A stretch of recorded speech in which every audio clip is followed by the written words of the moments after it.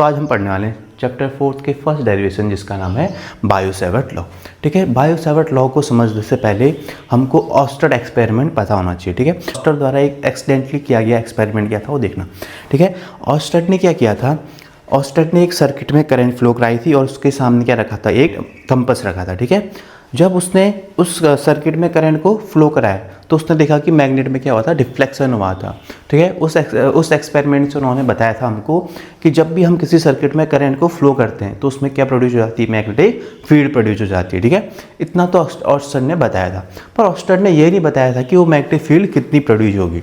उसको बताने के लिए कौन आए थे, हमारे बायो-सैवर्ट। कोई सर्किट है या फिर कोई एक वायर है, ये एक वायर है। ठीक है, इसमें करंट आई फ्लो हो रही है, अब इसके कारण मैग्नेटिक फील्ड प्रोड्यूस होंगी अकॉर्डिंग टू ऑस्टर्ड एक्सपेरिमेंट।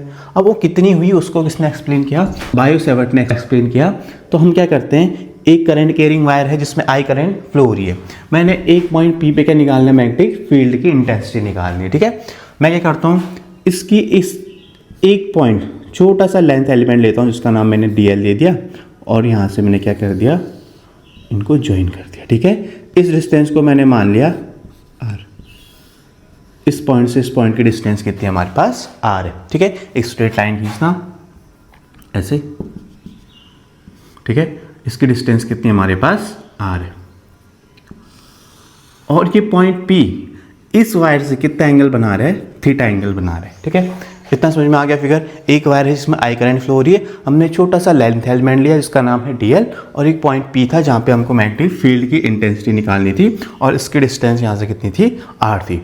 ठीक है, according to Biot Savart law, Biot Savart state that magnetic field intensity at any point from a current carrying wire is, first statement कहता है जो मैग्नेटिक फील्ड होगा, मैग्नेटिक फील्ड को किससे note करते हैं हम, B से, जो मैग्नेटिक फील्ड होगा डायरेक्टली प्रोपोर्शनल होगा इसके करंट की इंटेंसिटी के।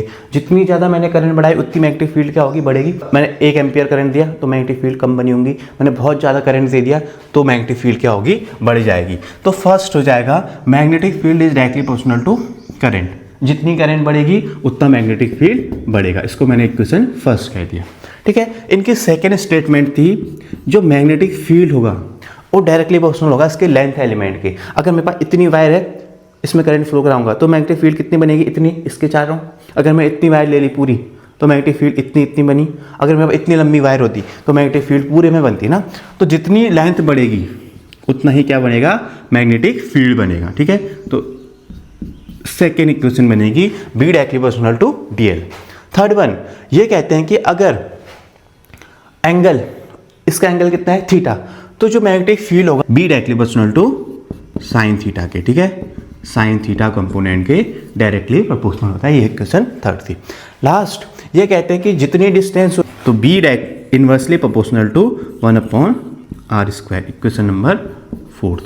ठीक है, मतलब अगर मैं यहाँ पे इस ये करंट कैरिंग वायर थी, यहाँ पे मैग्नेटिक फील्ड ज़्यादा होगी, यहाँ पे कम होगी, यहाँ पे कम होगी, यहाँ पे कम, जितना दूर जाऊंगा मैग्नेटिक फील्ड क्या होगी, कम होगी। अगर मैं कंबाइन करूँ इन चारों इक्वेशन को तो combining equation first, second, third and fourth क्या मिलेगा मेरे को, B directly proportional to I directly proportional to DL directly proportional to sine theta upon क्या आ जाएगा, R² आ जाएगा। ठीक है, अब जब भी हम डायरेक्टली प्रोपोर्शनल का साइन हटाते हैं तो एक हम कांस्टेंट लाते हैं, तो यहाँ पे भी सेम चीज़ लाएंगे तो B इक्वल टू आ जाएगा K I DL sign theta upon R²। ठीक है, अब ऐसी सेम कूलॉम्स लॉ में भी आया था कांस्टेंट, पर वो कांस्टेंट और इसमें कुछ अंतर है।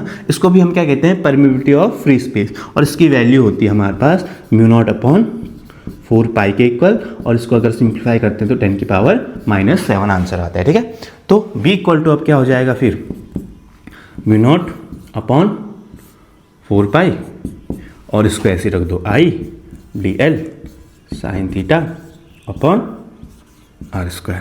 ठीक है, तो हमारे पास क्या मिल गई, एक इक्वेशन मिल गई जिससे हम क्या कर सकते हैं, किसी भी करंट कैरिंग लूप से किसी एक पॉइंट पे जो R डिस्टेंस पे है उसका क्या निकाल सकते हैं, मैग्नेटिक फील्ड की इंटेंसिटी निकाल सकते हैं। समझ में आया।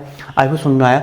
मैं एक बार रिपीट कर देता हूँ। अकॉर्डिंग टू बायोसेवर्ट के अकॉर्डिंग हम कह सकते हैं किसी भी करंट कैरिंग कंडक्टर में उसके चारों ओर या फिर उससे किसी एक पॉइंट पे दूर मैग्नेटिक फील्ड की इंटेंसिटी को फाइंड कर सकते हैं। According to Biot Savart law magnetic field directly proportional होता है करंट के, मैग्नेटिक फील्ड डायरेक्टली प्रोपोर्शनल होता है लेंथ एलिमेंट के, जितनी लेंथ बढ़ेगी उतना बढ़ेगा, और इसके साइन थीटा कंपोनेंट के, और इन्वर्सली प्रोपोर्शनल होता है आर स्क्वायर के। कंबाइनिंग ये मिला मेरे को। फिर प्रोपोर्शनैलिटी का साइन हटाने के लिए मैं के लाया, जिसकी वैल्यू क्या होती है μ0/4 10⁻⁷ भी कहते हैं। तो b इक्वल टू आ गया μ0/4 I dl sine theta upon R square. ठीक है, ये एक इंपॉर्टेंट डेरिवेशन, इसको कर देना। ठीक है, थैंक यू।